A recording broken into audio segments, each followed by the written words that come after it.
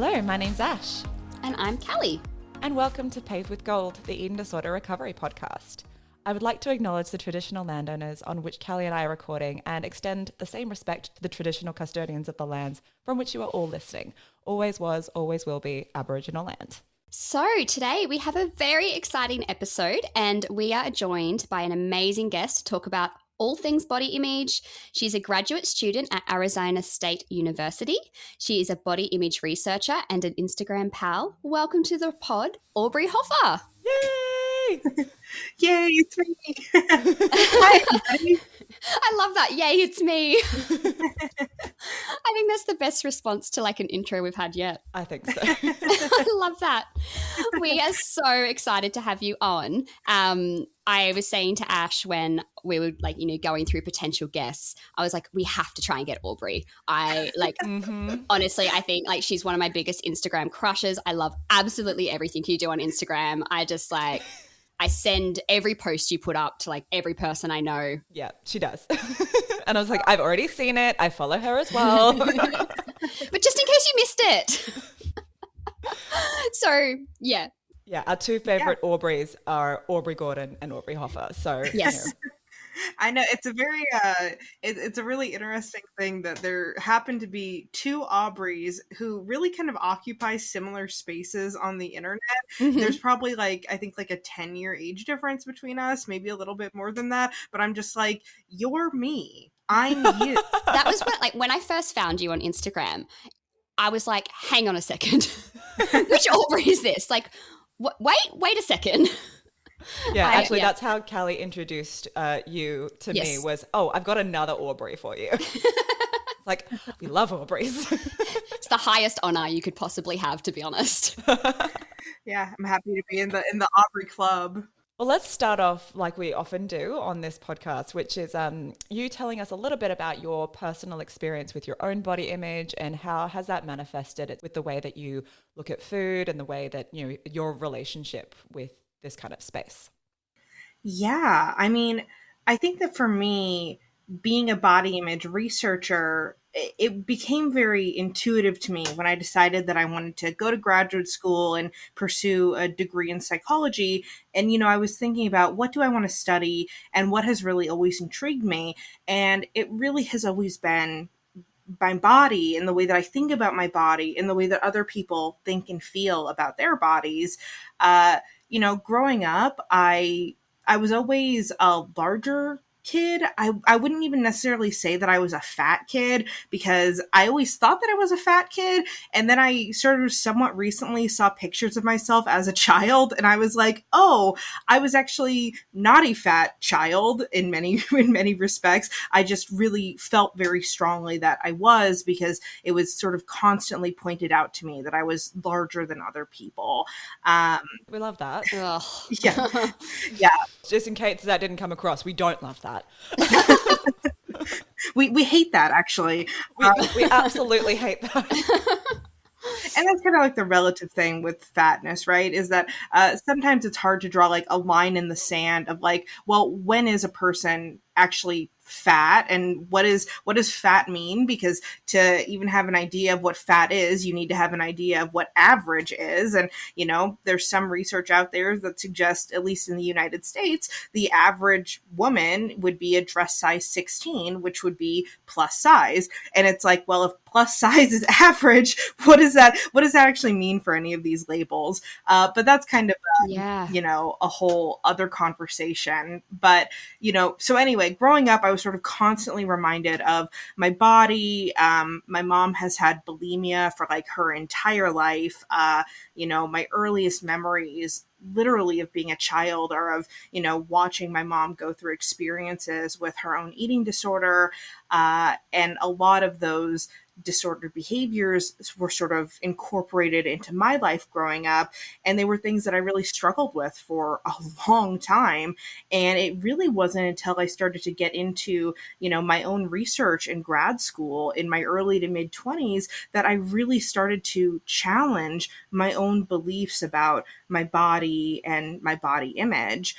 So I guess kind of the long story short is that, I was a victim of diet culture. I was a victim of disordered eating. I was a victim of anti-fat bias, Mm. until I kind of reached the point where I was like, I don't want any of this anymore. And especially when you start to get into the history of, why we view larger bodies as worse than smaller bodies, it makes it a lot easier to reject those notions, because it's like, okay, this is rooted in schools of misogyny, in schools of racism, frankly, capitalist origins, all things that I'm not too crazy about. So, Yeah. I am really excited to deep dive into this with you Oh, because me too. like there was so many things you just said that I was like, oh, I want to talk about that and go back to what you were saying, like, oh, we could, that's a conversation, another conversation. I want to get into that conversation as well. Like, Yeah. what does it mean to be fat and where is that line? If you're saying, like you said, size 16 is average, what does it mean? Because to the general public, to diet culture, that could be seen as fat. So it's such a conversation. well, and then there's this whole thing too with like this proliferation of mid-size. Like I see this conversation a lot online of people. I think people identify as, and I'm saying U.S. sizes right now, so sorry to the international people listening, but I think most people identify as mid-size as like somewhere in like a U.S. size. I've seen people who are size 8 to like even like 14, 16 identify as Oh, mid-size, which okay. is such a wide range. And I Mm, guess the thing that's really interesting with that is that it's like we all have different perceptions of our bodies, right? Like I might look at someone who is a certain size and I might think to myself, I would probably classify that person as fat, but that person might, they might not want that label. They might say, no, I'm mid-size. And who's to say? Who's to say that okay. someone who's a size 12 is or isn't fat? I mean, it just becomes this kind of interesting thing. And then you have like, people who are in the fat activism movements and spaces, and, they talk about the ways that people in larger bodies experience weight based discrimination and medical discrimination, which is very real and very rampant and quite literally causes people to die. But that being said, I'm a size 16. I've always identified as fat. And thankfully, I've never experienced medical discrimination the way Interesting. that many people abjectly have. I've actually never been told by a doctor that I need to lose weight. And that might just have been, some very good luck with some very progressive doctors. Yeah. But, so I guess my sort of key point here is just that there is sort of a malleability in some of these labels and in any label, right? Because Mm, we're ultimately trying to put people into boxes, and not everyone is going to fit perfectly inside of a box. And that doesn't mean that labels are useless, but it does mean that, we can understand that maybe instead of having a solid box, there's some fluidity within that. yeah. Yeah, I think we see this all the time, that we just live in an entire society of binaries. I mean, we've seen that with the gender binary, and then there's also this almost size binary now. You have to either be thin or fat, and there's nothing in between. There's such, like you said, you're forced to be into one of these boxes. But Right. there needs to be that fluidity, and also the way that someone might be put into one box may not be how someone else who may seem to see themselves as the same size would also identify to put themselves in that box. Well, think Mm. about like Instagram trolls and stuff, Ugh. right? Like, I see people online all the time where, usually a woman will, have some content with her body, and she'll be someone who to me is objectively thin, right? Like just Yeah. this is just like, to me this is just a thin person, and there will be tons of people in the comments who are like, oh, you're fat, like you need to lose weight, whatever. And I don't know. I just think that there's an element of like, there's almost never a point that's going to satisfy everyone as like, this person is objectively thin, unless it's that incredibly stereotyped image of, a young thin white woman with an eating disorder who looks, absolutely emaciated. Absolutely. Absolutely. And I think media and the portrayal of that within the media and online and social media definitely has a hand to play in that. And it's interesting, I think, because as you said, there's so many different things that go into it as well, because it's your self-perception of what you look like. And we can't really say, like, well, that's wrong to the person, because if that's how they feel, if that's what they see, then, that's very real for them. But then, of course, there's the outside world. What do they see? What do they perceive? Because like you said, you could be objectively thin or objectively in a smaller body, but if that body isn't what the outside world deems as, something that they want to look at online, then you're attacked for it. It's just such a wild space. It's so nuanced. Exactly. And all of these contexts can be so wildly different, right? Like, I have a good friend who's a dancer, and, she talks about growing up doing ballet. And she is someone who, once again, up to me, is objectively thin. Like, I can't imagine her identifying as fat, or anyone identifying her as fat. Yet she was bullied for being fat in the context of, being a ballet dancer as a child with all these other girls in ballet, where the standard of thinness was so stark and so severe that, it just she didn't match that, category for what thinness was, and she was ostracized as a result of it. But then if we broaden that context to like general society, it's like, oh no, you're an average sized, if not thin person. Yeah. And I mean, I've been doing a lot of research for potentially a future episode all about the role of, or the prevalence of, eating disorders in competitive sport and things like that. I mean, you see it with gymnasts all the time, right? I actually did gym when I was a child, and I was told that I would never be I could never really take it too far because I was too tall. I mean, you tell that to a 8-year-old and it's just, oh, okay. But I mean, granted, that's not the same as, a size thing, but it's just, they have these standards that are just accepted. It's like, well, no, that's just how it is. And that's kind of, those sort of standards have never changed. Well, and my brother did wrestling all throughout his high school years and even middle school years.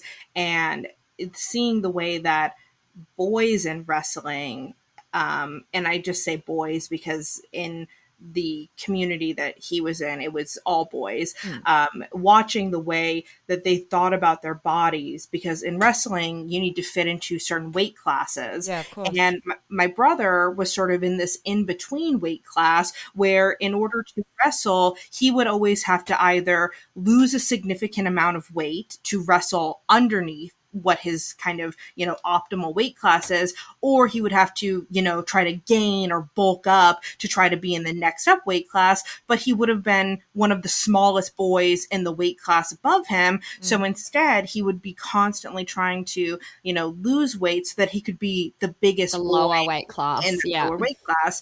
And just the methods that, his coaches and his, other colleagues or his other like team members in his sport would encourage, these horrible like weight loss methods. I mean, it sickened me then. And watching the way it changed the way he viewed his body, even now, it's like these are really long-term impacts that we're really enforcing on children without any regard for how that's going to affect them in the future. Absolutely. And I think, for a lot of people and their experiences with that as well, I have a few clients who are athletes and have a very similar experience as your brother. And, then there's the parental pressure of that as well, because, you need to succeed. You're doing this sport at an elite level. You need to succeed. So you do whatever you need to do to succeed, complete disregard for your health, complete disregard for your safety.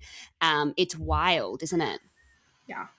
So that's kind of an interesting point to bring up too, because within body image research, one of the kind of dominant theories within body image work is what's called the tripartite influence model. And what this model is basically that parents, peers, and media are all constantly giving you messages about your appearance and what you should look like. Individuals internalize those messages, and then because of that internalization, they feel dissatisfied with their bodies, and that can have all of these other impacts. There's also an expanded version of that model that includes romantic partners as sort of a fourth influence. But, sort of what we're getting at here is talking about how these different sources of influence all sort of work in conjunction to give you a narrative about your body. And, when you're young, when you're a child, you're looking to those socialization influences for correct information, and you're trusting those sources of, like, if my coach, if my friends, if my parents all say that I should look a certain way, if the media says I should look a certain way, then it must be right. And it's not until we really start to peel back these layers that we realize that, man, like, I've actually been fed something that isn't true at all.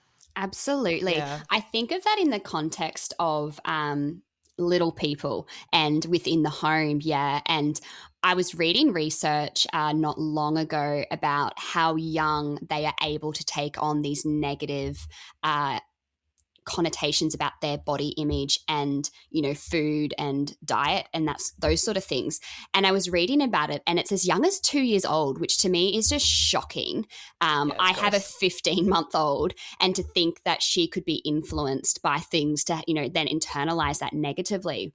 And I just think of, like, within the home, how important it is that, if you are struggling with your body image as a parent, or you're eating as a parent, to get on top of that, because it's going to influence that little person. And that just reminded me of that, at that age within the home, your belief system comes from your parents. You have nothing else. Absolutely. That all comes from them. And yeah, that just reminded me of that. And it's just so... yeah, unfortunately, so many parents have those own negative beliefs about diet and their bodies and body image, and then it just passes down. I just can't get over how young it can start. Absolutely. Yeah. Yeah, and there's so much research that backs that up, right? Because, I've read studies where children as young as 3 years old are able to identify these sort of negative body stereotypes, right? Like, you give a 3-year-old images of people who have different body sizes, and you ask them questions like, is this person intelligent? Is this person kind? Is this person good at their job or whatever? And they're able to mimic the stereotypes that we tend to put forth in society about body types. Oh God. And, There's the racism component of that as well, isn't there? oh, Absolutely. absolutely. And, I always recommend the book Fearing the Black Body, The Racial Origins of Fat Phobia Yeah. by a sociologist named Sabrina Strings, because it really helps to unpack the ways that, this belief that being fat is bad, which is, this sort of dominant belief in, Western Eurocentric society, that really comes from a historical precedent of associating fatness with blackness. And the thing that's really interesting too in Fearing the Black Body is that she traces it back even further, where you can see that, when the standard in Europe was for, white women to be, thick and, voluptuous, there was a stereotype that, black bodies were thin and weak, and they're not very good at anything. But then as soon as the dominant belief became that, no, actually being fat is bad if you're an affluent white person, then that is how black bodies start to get characterized as fat, because, if fat is bad, then we must associate fatness with groups that we deem less than. And Yeah. it's really, once you start to realize some of these historical precedents, for me, those are just like light bulb moments where when I start to feel down about my body, it's something that I can remind myself and say, hold on a second, like, I'm feeling down about my body, but this belief that my body is wrong comes from these schools of thought that are consistent with all of these beliefs that I don't hold. So why do I want to uphold them for myself? Yeah. Yeah, it's quite interesting when you say that, because we talk a lot about values-based practices where you sort of have to take, we take inventory of what matters to us, and so that we can live a life according to our values. And so it's interesting where, in terms of hearing what the history of body image and how there is so much sort of racism built into it. I personally would never want to associate myself with something like that. So that is just another thing you can almost check against, to say, I'm not comparing myself to something that makes, that's built on the foundations of that someone is less than. And yeah, so it's just another sort of added tool to sort of, no, it's extra trash. Yeah, it's interesting that actually, because I feel like, and a lot of people I work with, obviously you've got that inner fat phobia and weight bias, and that's something that you really have to actively dismantle. And it's such a journey. But for a lot of people, it's a really hard place for them to come to. And I hear so often, oh, I would never say that about somebody else. I would never think that about somebody else, but I'll think it about myself. And, I am terrified to look a particular way. It's such a prevalent thing. Where am I going with that?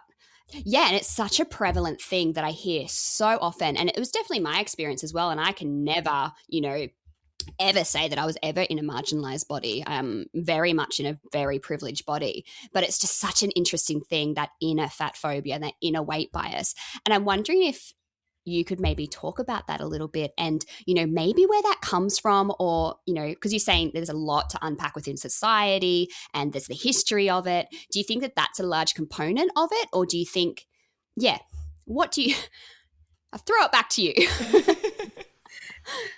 Well, one of the things that I think with our own personal body image is that, I really think that every person has their own body image narrative that they create for themselves. And one thing that I practice and that I really recommend to other people is to think about, what is your body image narrative? What is the story of your body? And, quite literally go through different points in your life, like from 0 to 6 years old, when you were a preteen, when you were a teenager, up until now. What was the narrative of your body at each of those stages? And try to figure out, where did those narratives come from? Where did these beliefs begin? Because at least in my personal experience, I was able to identify, like, first, I sort of had these beliefs that came from within my home. And then I went to school, and, in school, I was bullied horribly for my appearance. And, that really solidified some beliefs in me, particularly this idea that if I could just look different, then I wouldn't be bullied anymore. If I could look different, then I would be worthy of love and respect. I basically learned that the way that I look determined how people would feel about me, and I wanted people to like me. And so that gave me this sense of, like, well, if I can just make myself look different, then I can be loved by everybody. And it wasn't until I sort of realized that and sat with that where I was like, oh, I get it. I do want to be loved by everybody. I'm a human being. Everybody wants to be loved and liked. But the reality is that not everybody is going to like you. Not everyone is going to want to be your friend.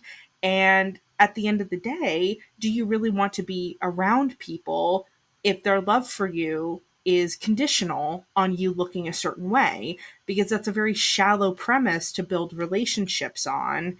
And these are all things that I try to have just in the back of my mind as reminders for myself when I'm going through difficult body image times. The flip side of that, and the thing that I think a lot of people struggle with, is that there can be sometimes a tendency to intellectualize our feelings and to want to rationalize every single experience that we have. If I feel X, sometimes all I want to do is sit in my mind and I want to unpack, where does that feeling come from? Because I think that if I can just go back to the beginning and figure that out, then it'll make it go away. And here's the horrible thing, is that will actually not make it go away at all. And you've got to kind of pick your battles, right? Like, am I having an emotion, a feeling right now where sort of unpacking that and having that reminder can help me move past it? Or do I have times where I just need to say, you know what? My mind is telling me you're fat, and I'm just going to say, yeah, fuck yeah, I'm fat, and I'm just going to keep living my life anyway. And trying to decide when that's appropriate, that's an Yeah. important step in healing. I love that. Me too. It's such a DBT skill almost of like allowing it to be there, and you don't actually have to fix it. It can just be there. And, Yeah. dialoguing back to it, like is such a powerful thing. And Yeah, thought challenging. we're such a society of fixes, aren't we? Like we need to fix this. Let's just let And it be. and avoiders, right? Like we don't want to feel our negative feelings. Like that's like Yeah, like take it away. like it's like if I feel this negative feeling, it is going to feel so bad. It is going to kill me if I have to feel this negative feeling, and I'm going to do whatever I can to avoid this feeling. And it's like sometimes if you just sit there and you say, I'm going to feel this negative feeling, even if it kills me, it Yeah. won't kill you. It won't, no. No. If I sit in this sadness will be the worst, most painful thing I could ever deal with, and it will last forever. But it's like when you say, I'm going to sit here and I'm going to feel sad, what I've found for me personally is that when I say I'm going to let myself feel this emotion, it's like 30 seconds. And then I'm like, okay, that actually was not the like all of that coping I was trying to do to deal with that Yeah. actually made things exponentially worse. I like fully just catastrophized that in my brain, and then it just happened, and then it finished, and now it's done. I want to circle back to something that you were just talking about this sort of internal dialogue that you have to almost have with yourself, where if you're saying, oh, you know what, if my brain's going to tell me I'm fat, then yeah, I'm fat, and just kind of owning it and rewriting that body narrative, as you were saying. I want to kind of take what you were saying there and almost let's talk about weight stigma in that sort of conversation as well. Because as much as you can have that conversation with yourself, you then have to face the conversations that everyone else seems to be telling you in terms of, no, you are fat and that is a bad thing. And then how that's just, can you talk a little bit about the impacts that weight stigma has on our body image, how we can sort of counteract that and the relationship that it can play and that dynamic? Can you talk on that a little bit? And maybe even like what you've witnessed online, because being somebody who is online and sharing this sort of stuff, maybe, and because I think I've been in your comment sections reading some of the comments sometimes, and I'm like, oh my God, I'm going to fight them all, which sometimes I choose to because it's entertaining. Then you sort of have to get to a point where you're like, okay, I need to just tap out now. Like, I'm done. But if we could talk maybe about that as well, because that's a huge component of that, I think. Yeah. Yeah. And I always tell people I appreciate your outrage on my behalf when people see the things that people say to me online sometimes. I was just talking to my grandma the other day, and she was like, there was this guy in your comments section. I just wanted to just kick his ass. And I was like, I know. Thanks, Grandma. Oh, go We Grandma. love Grandma. Don't engage. Oh, please do engage, Grandma. Can you let her know? Like, I'll back her up. Yeah. I'll be in there with her. I mean, and that's the thing, right? Is like, I mean, I have people who have made like 30 to 40 minute long YouTube videos about me. Like, I quite saw that literally. one and I was just like, wow, this is... Why do they have so much time on their I hands? know. And I mean, Honestly. and here's the thing, like, I didn't watch it, by the way. I didn't want to contribute to the view count. I just saw it. I'm like, oh, okay. It's one of them. Okay.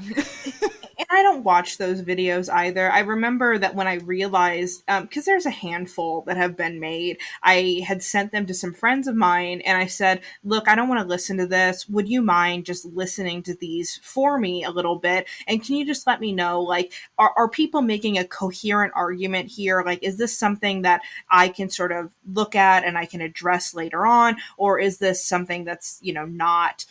Is this just people kind of just trolling and just being assholes? And universally, they were all just like, yeah, they're fighting with things that you're not even saying. They're like fighting with things that they're like reading into what you're saying.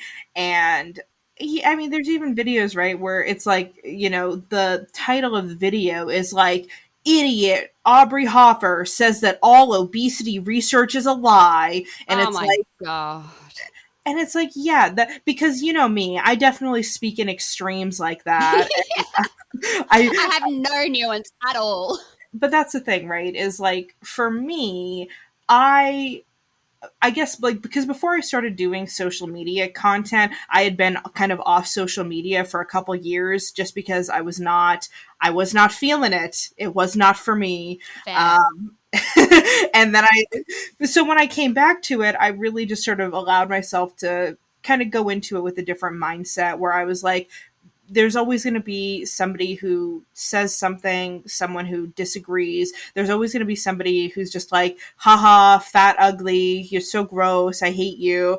And like for me, I just like, I don't want to flex on having this amazing body image or anything because you know I have days where I struggle with my appearance just like everybody else, but for the most part it's like having some idiot online be like, "You're so fat. You never been to the gym before in your life, huh?" When I like literally, and it's like, That's and great. it's like, and it's like I literally just left the gym as I'm reading this comment, and it's like I, you know, like I have a blue belt in Krav Maga. Like I work out like Hell quite yeah. frequently. Like you know, like I literally know how to disarm somebody. Like I'm I love that. Bring it on.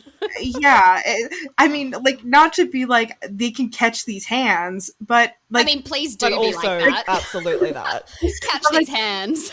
they could catch these hands, and I would probably be able to beat them in a fight, and that makes me feel good. Love it. Well, because it's like when I go to my gym, it's like I'm sparring with like adult men, and I'm like, I know you guys in my comment section are not on the level that these guys in my gym are at. So, like, come on. But anyway, like that's kind of you know, so for me, I'm just kind of in a place where I understand that when somebody says something that's just like, you know, hateful, you know, I sort of try to have empathy for them because Mm, genuinely I understand that like somebody who feels that way is coming from a place of just like extreme self-hatred. Oh, yeah, Like, you absolutely. know, they're coming from a place where it's like the idea that I could look like me and be happy and content in my life, like that threatens them in a very deep way. And yeah. that makes them feel bad to the point where their ego is so threatened that they have to respond with some kind of aggression. And, you know, it's like I just pity somebody like that. So Yeah. but that being said, right, like that's me. Like there are people who do not make content like me. There are people who just have bodies and post stuff online and get horrible comments like that all the time. And it's like everyone deserves to be able to be like posting a picture of themselves going about their day and Yeah. not be bombarded with like horrible harassment that some people get. Absolutely. Yeah, there's a I can't remember the clothing label here in Australia, but it's has been created by a fat lady, and she has created it for fat folk.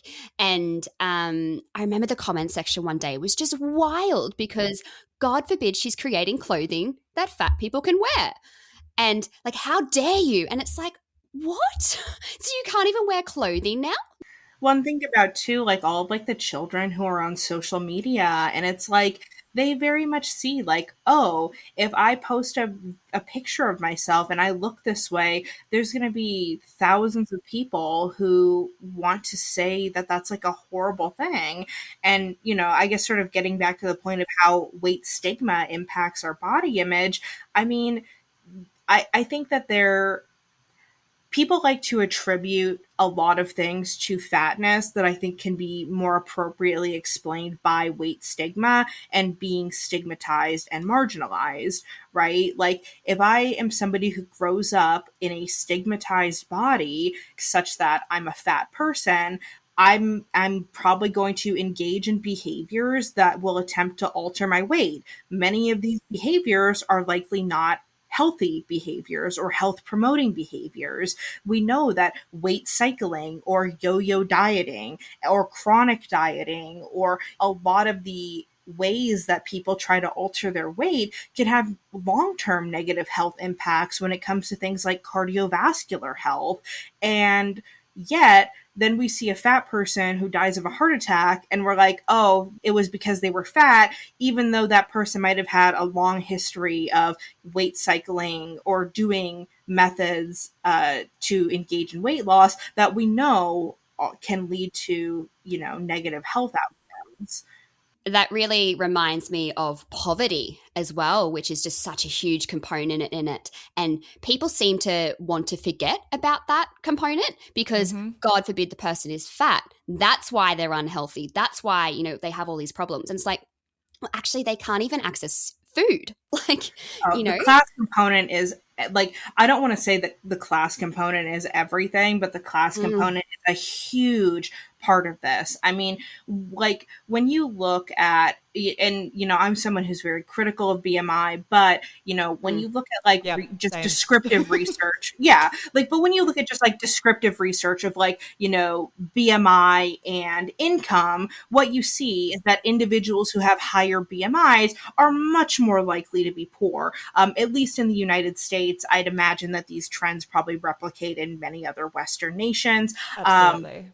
There's some areas in Australia, like quite remote areas in Australia, usually Indigenous communities, where the only corner store where they can buy fresh food, they would buy, for example, an apple would be like $30.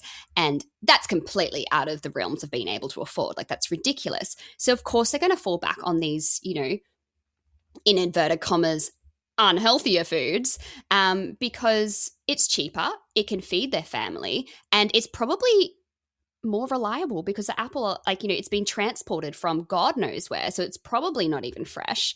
But people just completely refuse to actually consider that component. Well, and let's think about the cost of time, right? If you're somebody who's living in poverty, there's a strong chance that that person is actually working quite frequently. They're probably just working in jobs that do not pay very much. Totally. Probably potentially multiple jobs that do not pay very much, right? Exactly. And if I'm somebody who is a mother, let's just say a single mother, and maybe I'm working multiple minimum wage jobs, I probably also do not have time to go to the grocery store, meal prep, buy groceries in bulk, or, make these like elaborately nutritionally dense home cooked dinners. But I do have time to, purchase food at a restaurant or pick up food or whatever. And that's just, another layer to it. It's funny that you brought up motherhood, actually. This is a little bit of like a anger topic of mine. Motherhood and class, I suppose.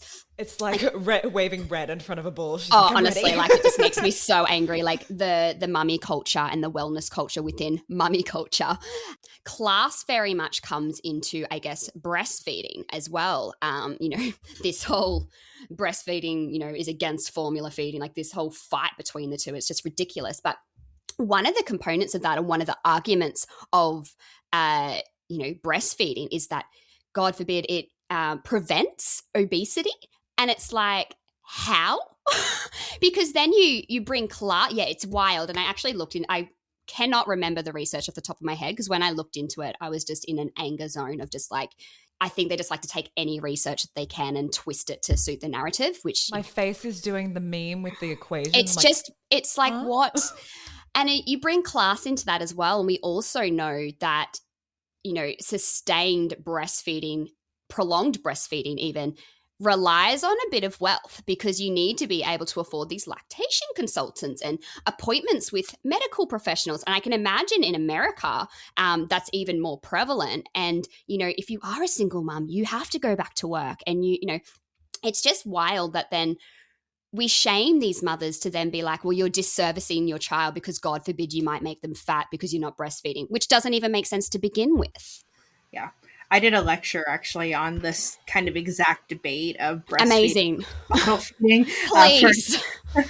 for a class last semester, and you're hitting all of the key points, right? Is that all of these things that we're attributing to being formula fed versus breastfed, once we actually start to examine that, when we sort of account for class, first of all of these like studies that are like, oh, if your baby is breastfed, they're going to go to college and they're going to be a millionaire and they're never going to get wild, honestly.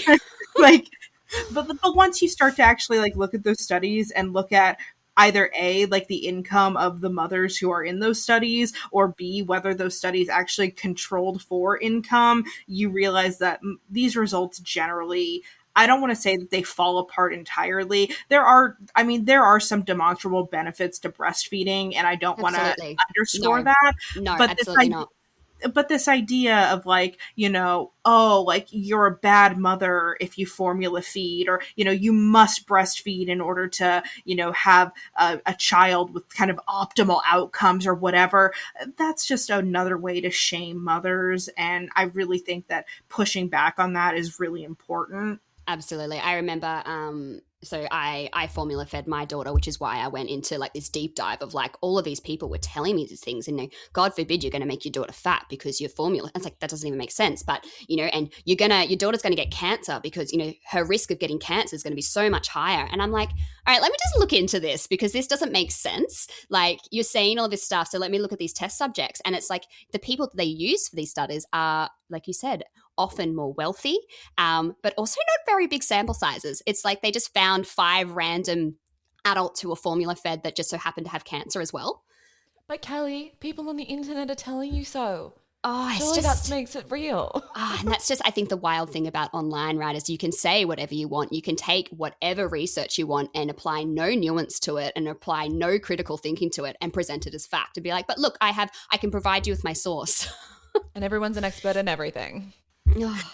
That's one of the funniest criticisms I've heard of my content, is that people will say, you're cherry picking all of your research. You're choosing only to talk about studies that support your point. And it's like, well, first of all, obviously, I'm going to pick studies that, you know what I mean? It's like, that's called positionality. In research, it's like it's important to acknowledge that we go into our research not as blank slates. We go into our research with a set of beliefs. I don't leave my beliefs at the door when I do my work. That would be absolutely ridiculous to assume that I would even do.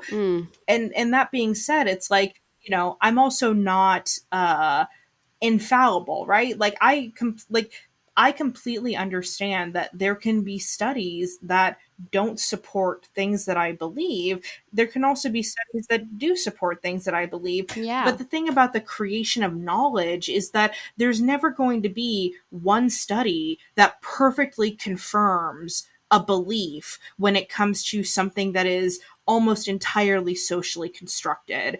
And that's going to be like anything that you see in psychology and sociology. And I'll even go as far as to say is that even in a lot of like public health research, particularly around weight, I mean, those are not infallible studies. There are ways that you can poke holes in any kind of research.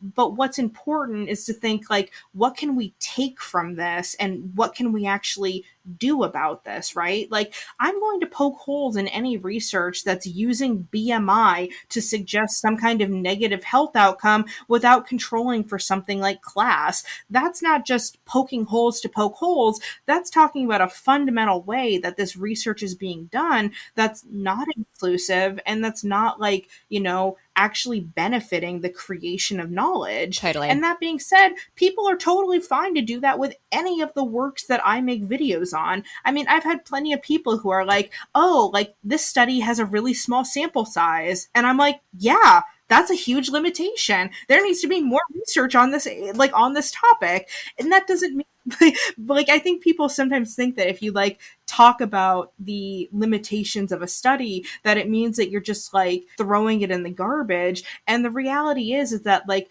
the creation of knowledge is not necessarily this black and white thing. It is a much more fluid process than we might like to think, because the reality is that there really are not strict binaries almost ever. Yeah. that binary thing coming up again, Ash. Yeah. And I think also you have to sort of, whenever you're looking at research, you have to look at where this research is coming from and be objective about whatever research you're looking at. Like you've got it, like there are obviously some studies that are funded by people who will actively try and seek results that will benefit their organization, right? You know, we've seen this all the time with pharmaceutical companies who will fund research that will prove that their product is great. Because of course that's what those are the outcomes that they want, right? The research world, as I'm sure you are much more qualified to talk on this than I am, is by no means immune to criticism and human fault and bias, right? I mean, you've got to, and that way, when you look at research, you need to analyze every part of it in order to figure out its objectivity. Or others might just create a different way of thinking. I think that's something I love about your content, Aubrey, is that the way that you present what you present is like, yeah, okay, I haven't heard of that before. I haven't thought of that before. I haven't heard it presented in that way before. And I think sometimes it falls back into, you know, these people critiquing the content you're putting out. I feel like that almost comes back to like just wanting to tear you down because God forbid you're creating a space that might be creating alternative opinions for those in marginalized bodies or for those in fat bodies or, you know, allowing people to have positive body image. I think often it can sometimes fall back onto just that. Yeah. And I think that's one of the core things of weight stigma, which is we've been brought up in this society to think that thin is good, fat is bad. And there have been people who have put in so much hard work and effort to stay or be thin. That way, it almost seems like a personal attack on them when someone accepts themselves in a body that doesn't look like theirs. And they say, actually, it's okay not to be thin. It is okay to be fat. And they take that as a personal attack.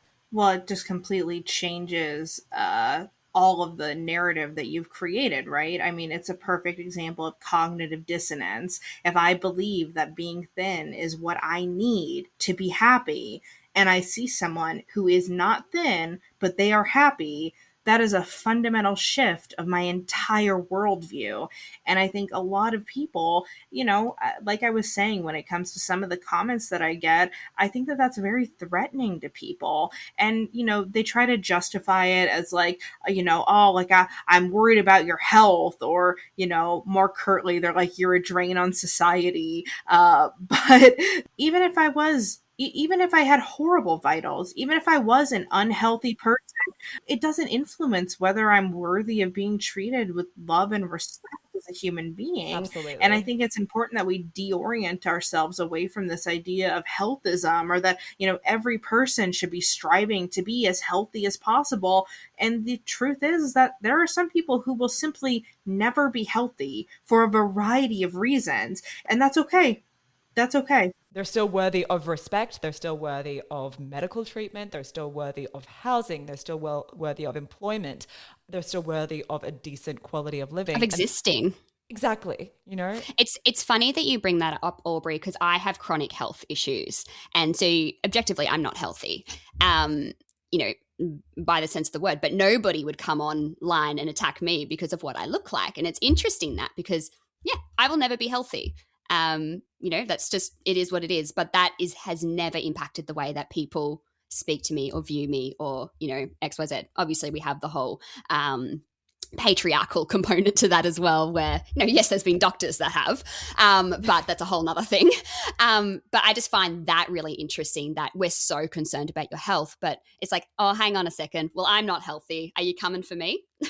Exactly, right. And I mean, I think an easy way to like poke holes in this is that apparently just me existing and saying things on the internet, you know, that's like glorifying obesity or whatever. But you'll have, you know, images or videos of thin people who are doing things that are objectively unhealthy, right? Like, you know, binge drinking and smoking, or, you know, doing things that we know are not conducive to long-term health. Yet the comments on that are nowhere near as visceral or as aggressive or angry as some of the comments that myself and others get. Yeah, it's interesting. One of my friends, she owns a business in Brisbane called Held Counselling, and it's a space specifically for fat folk to go to, like a safe space for fat folk, and where they can receive body image type counselling and other things. And it's funny, she put up a post the other day, like, what are some differences in the way that people treat fat folk compared to privileged body folk that we see every day. And one that I could think of was like, and it reminded me with what you were saying is, if you go out and you see a fat person eating a burger, you're like, oh my gosh, like, what are you doing? You're being so unhealthy. But then if I went out and ate a burger, it'd be like, oh, good on you. It's just like, mind your own business. Yeah. One thing I do really want to talk about is we hear all of these words in the body image space of body positivity, body acceptance, and body neutrality. I also know that there's, we could do a whole episode on this, I'm sure, about the history of the body positivity movement and how it's gotten majorly hijacked. But can you talk a little bit about those terms, the difference between them and the way that interacts with body image? So purely from a research perspective, those terms do not exist. This is an interesting thing where, and I've talked about this before, where I think the research is going to start learning from the public, which usually it's flipped, right? Normally we create things in research and then people adopt those things and then they sort of send them out into the world. When it comes to body image research, essentially what's sort of synonymous with body image is this idea of body satisfaction. And body satisfaction refers to how much you like or dislike your overall appearance and different aspects of your appearance. Body positivity, body acceptance, body neutrality, those all probably fit somewhere within that sort of body satisfaction spectrum. Body image in general is a much more holistic experience. It sort of refers to all of the thoughts and feelings and beliefs that you hold about your body. And one of the things that I'm doing as a researcher is creating kind of my own conceptual model of what is this body image thing anyway. And that's kind of going to be one of the things that I really want to do in my career is try to answer that question of, what is body image? Because it's more than just this idea of do I like or dislike my body. As someone who's been in more online spaces when it comes to like body positivity, body neutrality, body acceptance, I think that those terms can sort of get muddled together, particularly, you were alluding to the body positivity movement. And, it's a movement that has largely been co-opted by kind of majorly attractive white women. And there are ramifications to that. And it's something that's become very... it's become something that's very marketable. This idea of like, well, if we have all these models in a line, but, some of them are not, young, thin white women, suddenly that's progress. And in some ways that is, right? Like in some ways that is good that we're seeing, more diversity in body types. Absolutely. But that's not the end, right? Like people try to celebrate the Dove campaigns as like, this is, the ultimate, we've made it, anti-fat bias is over party. And it's not, there's a long ways to go. Yeah, at the same time, Nike puts out one mannequin that doesn't look like, stick thin, and they're like, cancel Nike, I'm never shopping there again. It's like, okay, all right, sure. Yeah, but we're done. Yeah. We're done, right? With the body image and body positivity, we're done. Yeah. So I guess that might lead us nicely into your PhD and having a bit of a chat about that and asking you about that. It's funny, we were going to ask you that. That was kind of out of plan to ask you that at the very beginning, but I feel like I really love the way that our conversation has gone, and I think it's led into that beautifully now. Legit, all of the questions that we had, I'm like, oh, we talked about that. I didn't need to do anything. I'm just like, I'm not even looking. Yeah, back today. I was like, let's have fun. Please tell us what your PhD is about. So I'm currently getting my PhD in developmental psychology and specializing in body image research. I'm in my final year of my program. So since my funding is up at the end of the year, it means I got to get my dissertation done and move on with my life. Crack on with it. I've had a body of work that I've developed while I'm in grad school. None of it is published yet. That's still, all of it is sort of in the pipeline. I just sent out a paper to a journal yesterday. We saw that. Congratulations. Exciting, yes. And the thing with just academic work is that it can sometimes move frustratingly slowly. This article I sent to a journal yesterday. If it gets published in by this time next year, I will be very ecstatic about that. A lot of my work, because I am in a developmental psychology program, has been focused on children and adolescents. Amazing.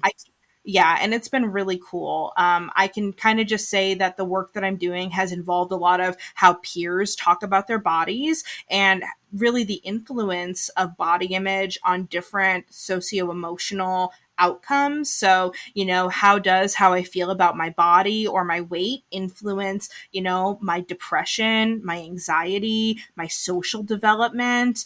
And then as I move into my dissertation, I'm sort of continuing to do some work with peers and doing an interesting kind of analysis called social network analysis, which basically involves looking at an entire group of children, in this case, children in the classroom, and essentially all of those children, they say who in the classroom they're friends with, and you're basically able to analyze how do friendships form and how do friendships sort of break apart, who becomes friends and who groups together, and how does that relate to body image. If I become friends with you and I have a really good body image and you have a really bad body image and we become friends, does that mean that my body image gets worse? Does it mean that yours gets better?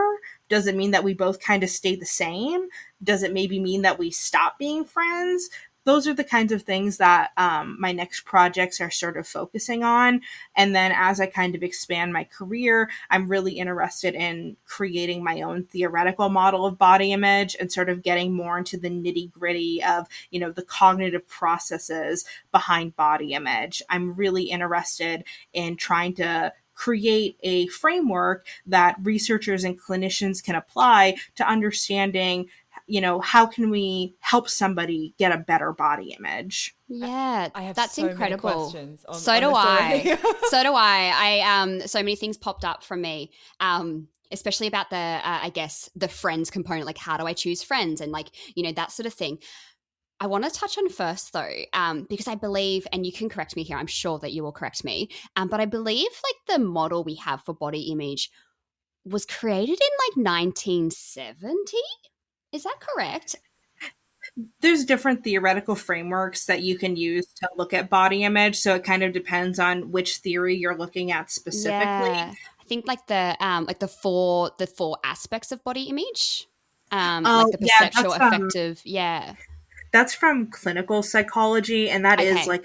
a framework that comes from the 70s. Yeah. More of, since I'm not a clinical psychologist, but the frameworks that I'm using, the tripartite influence model primarily that I mentioned earlier, that was developed in the 90s. And then the extension of that, the quadripartite model, was developed in the early 2000s. So I think there is a real need for theories sort of incorporate some of these new developments in body image, especially, this idea of body acceptance, body positivity, are those components of body image that maybe don't exist sort of within the captured frameworks, or can they be incorporated into the frameworks that currently exist? Yeah. One thing you were talking about was also the impact of children, or is that a core part of your work? One thing I would be really interested to know, and I don't know if you can speak on this, in the era that we grew up in, that I can imagine is a completely different social landscape to what the current generation of children are growing up under. For one, we didn't grow up as children with social media. And I'm imagining that is a whole different, I'm not going to say dumpster fire, but I am. Um, so can you tell us a little bit about the differences that that you're potentially seeing in the body image of children in the, and the differences in the societies that we've, than the generations before them? So when it comes to sort of trends in body image over time, That's the word I'm looking for. Trends. This is why you're the researcher and I'm not. I caught on to what you're saying. Aubrey did too, so it's good. So when it comes to thinking about trends of body image, what we have tended to notice over time is that it's not necessarily, well, let me phrase it this way. When we think about gender and body image trends, what we've tended to notice is that it's not necessarily that girls' body image has been getting better over time, but what we've noticed is that boys' body image is getting worse. In the past, what we used to observe is that there were sort of stark gender differences in body satisfaction, where, girls would generally have much lower body satisfaction than boys. And over time, what we've noticed is that those gender differences are not so stark, and in some studies there are not always gender differences. So to me, a kind of emerging question in the field is thinking about gender and the influence of sort of these gendered experiences on body image. Because while we do have social media now, I think it's important that we also acknowledge that, obviously there are horrible pressures that are placed on girls and women, and in no way do I want to downplay that in any way. However, I do think that thankfully there are also a sizable portion of people who are trying to combat those messages.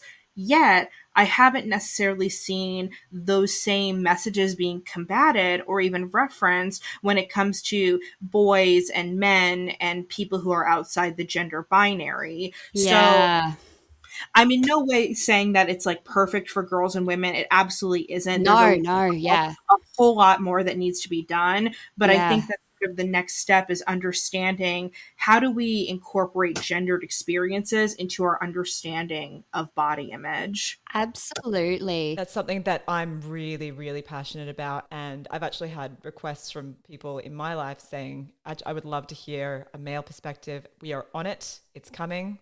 And same with people who are gender non-conforming, particularly those in the trans community and the prevalence of eating disorders there.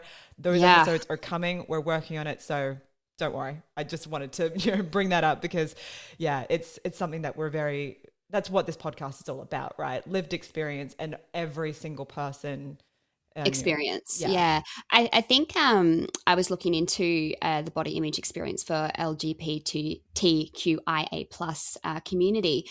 I was reading that 47% of people in the community felt an increased body image pressure leading up to things like the Mardi Gras and World Pride.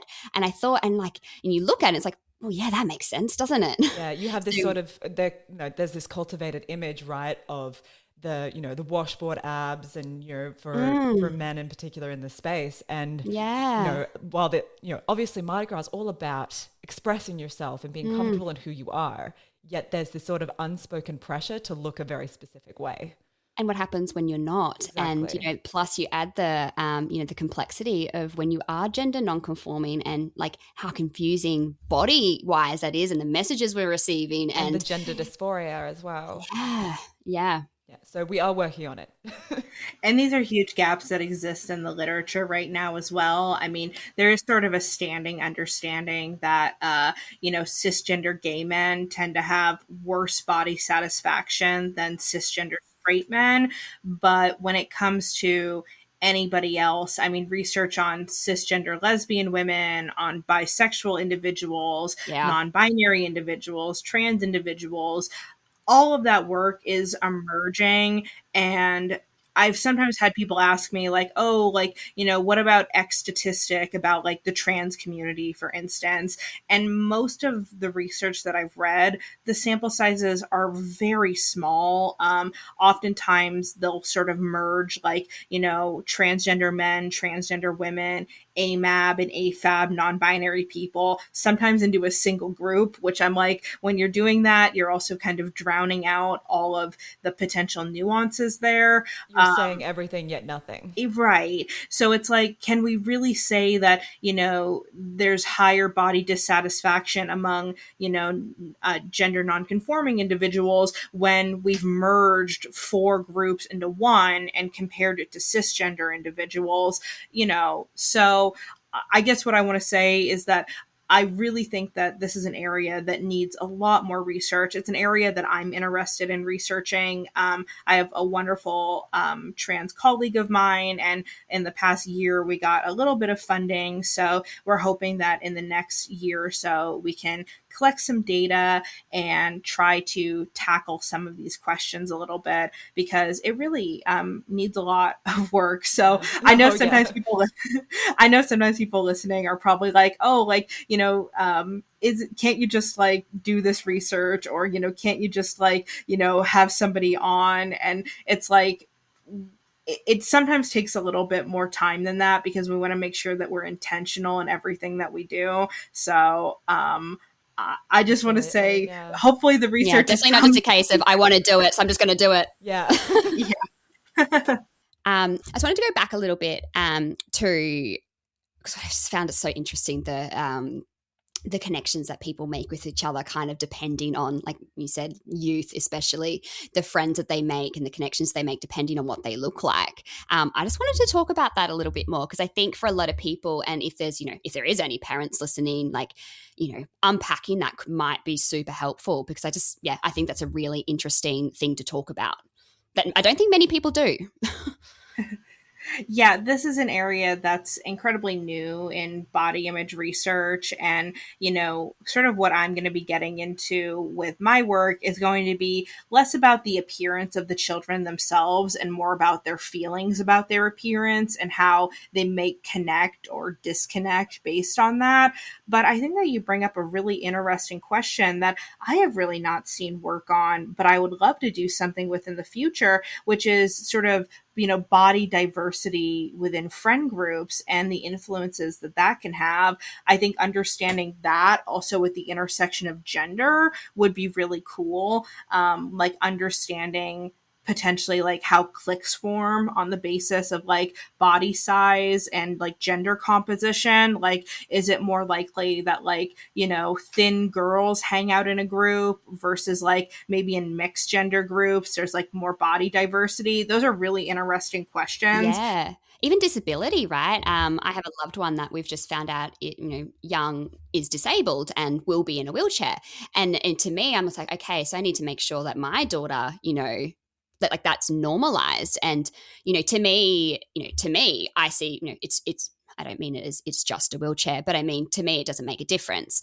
But that's something you have to foster into somebody. And we would be completely blind and ignorant if we thought that, he might not face stigma or face discrimination, because likely he will. And it's like, it's up to us to foster that into our little people, to normalize that. And, it's okay. Like, this is just, that's his legs sort of thing.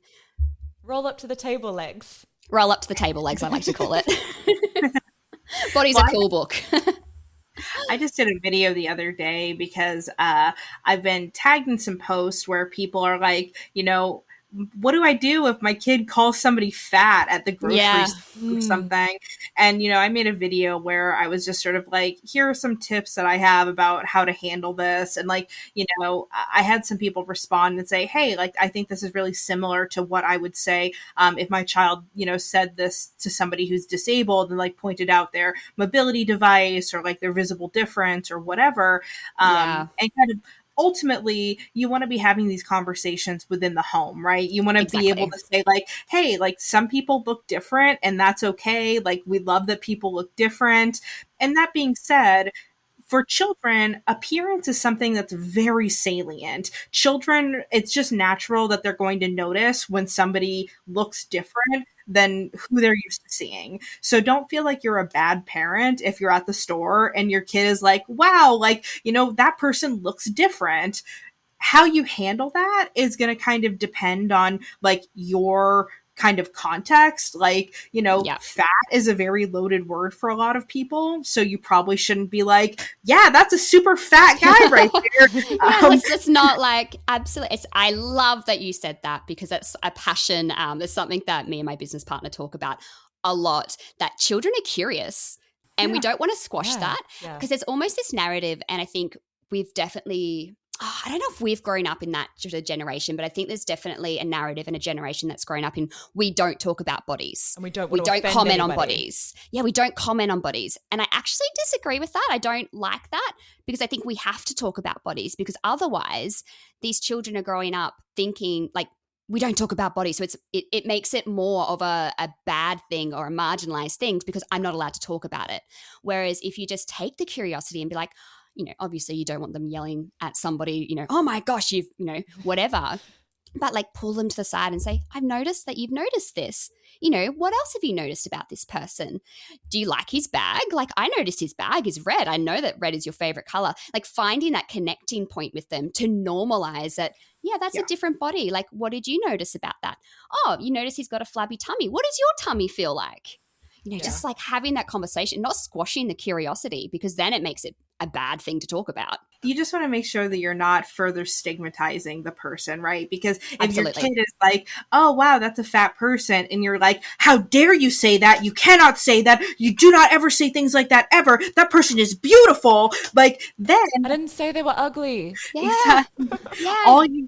All you're doing is solidifying this idea to your kid of like, oh, that must be a really bad thing to be fat then, and I should not be pointing that out. Whereas if your kid was like, wow, like that guy is so tall, you wouldn't be like, shut up, he's beautiful. It's not even that, I can't ever even say that. It's almost, well, if that's a bad thing, then I can never be that as well. And that's exactly right. They're going starts, to internalize that if you have that big reaction. And I sometimes think if we circle, I love how this kind of is looped all the way back around within the home with your own perception of your body, your own beliefs about bodies. I find, mothers and fathers, I feel like sometimes it's more mothers than it is fathers, but it's definitely both. Their beliefs that they have on their body of, if their child said to them, oh, mummy, you have a squishy tummy, or my business partner, I'm sure she won't mind me telling this story. It's my favorite story ever that she tells. And her partner's Portuguese,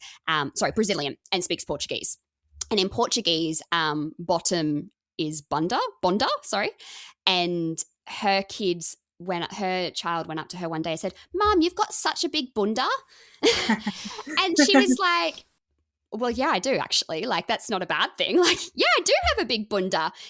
I love my bunda. I can do the bunda dance. She does this incredible bunda dance. Let's do a bunda dance. What does your bunda look like? Or, yeah, Daddy doesn't have a very big bunda, does he? Like, no, that's a good observation. Just having that talk about it. And if you've got that own internalized beliefs about bodies and, oh my gosh, if my child says that my tummy's fat, you guarding and being like, oh, internalizing that is a really bad thing. Like almost needing to work on that because your child's just noticed that you've got fat on your tummy. That's okay. Let's talk about it. One book that you recommended to me, Cals, which I actually gifted to my little niece, who's she's just turned 2. We mentioned it. It's called Bodies Are Cool, which is a book by Tyler Fader. Apologies if I'm pronouncing that incorrectly, but it's a picture book that celebrates all different kinds of bodies. So it's a great tool to start that conversation in the home about, it's just saying, these are all the types of bodies and how cool are they? And I'm as much as I don't want to, I might have to wrap us up just because we could talk for hours. But one thing I would love to end with on this topic is, you've mentioned already Fearing the Black Body, The Racial Origins of Fat Phobia by Sabrina Strings, which I'm definitely picking up because you're not the first person to recommend this book to me. What are some of your other sort of favorite reads for if anyone wants to sort of deep dive again into this topic and really learn or resources? Or resources that you can offer? What are things that you found really helpful? The book that I recommend the most, I think, as an introduction for a lot of people is Anti-Diet by Christy Harrison. It's fantastic. It's written in a very easy to understand way. I think that if you're somebody where you're completely new to this topic and this idea of like, oh, you mean my weight doesn't determine my health or whatever? Like, if that's like totally new to you, I highly recommend that you pick up a copy of Anti-Diet because it's well researched. She really breaks down a lot of difficult concepts into really digestible bits. And I think that it's a great read. Aubrey Gordon's latest book is very good. I can't remember the long title of it right now. It's like, You Just Need to Lose Weight and 19 Other Myths About Fat People. Yes, that one is really good if you're interested in kind of unpacking some stuff about weight stigma. Maybe you're sort of new to like the whole weight stigma thing, but you know a little bit about like anti-diet stuff already. I think Aubrey Gordon's latest book is probably a great pick for you. And then the book Fat Activism by Charlotte Cooper. That would probably be a good read if you're someone who's like, what is fat activism? What does that mean? And you're interested in kind of learning more about sort of what the social justice movement of that has been. It's a really interesting kind of historical analysis of that movement. So those would probably be some of my top picks for right now. Awesome. Incredible. It has been an absolute joy talking to you, Aubrey. And again, like I said, we'd love to have you back on again at some point in the future to talk more about, everything. Especially, once you complete your dissertation. Also, if you just find some really awesome research and you just say, hey, I really want to talk about this, just hit you us always a message, have a platform here. Yeah. We will amplify you.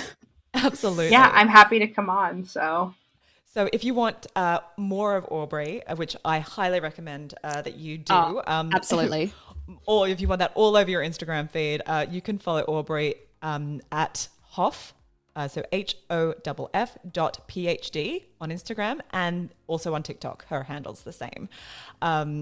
It's been absolute and such a joy. And we really wish you all the best for the rest of your research. And we can't wait to talk to you again soon. Definitely. Thank you guys so much. It was a pleasure to be on. No, thank you. Thank you so much. I will continue stalking you on Instagram. Yes. Look for us in your comment sections fighting off trolls. Yes. Please let your grandma know that I would love to get in there with her. I'm ready to go. And we'll see you in Australia. Yes, absolutely. Come down and visit. That's all for today's podcast. Thank you so much for listening. You can find us on Spotify, Apple Podcasts, Amazon Music, or wherever you get your podcasts. And don't forget to subscribe to make sure you don't miss an episode. And if you feel so inclined, please leave us a little rate or review. It really helps the podcast. You can follow us on Instagram at pavedwithgoldpod. Send us a Gmail at pavedwithgoldpod@gmail.com or visit our website pavedwithgoldpodcast.com. All of those links will be in the show notes along with extra resources. And until next time, stay safe and we'll talk to you again soon. Bye. Bye. Bye. This podcast is general in nature and has not taken your personal circumstances or medical history into account. We are here to share our own experiences and the things that we have found helpful throughout our own personal recovery journeys. Please remember that each person's journey and circumstances are different, and not all of the information contained in this podcast may be relatable to you. It's important you consult your own GP or recovery team to seek out tailored advice before making any important decisions relating to your own health and recovery process. If you have found any of the content in this episode distressing, please contact your care team or a medical professional. If you or someone you know is in crisis and needs help now, please contact emergency services in your region immediately.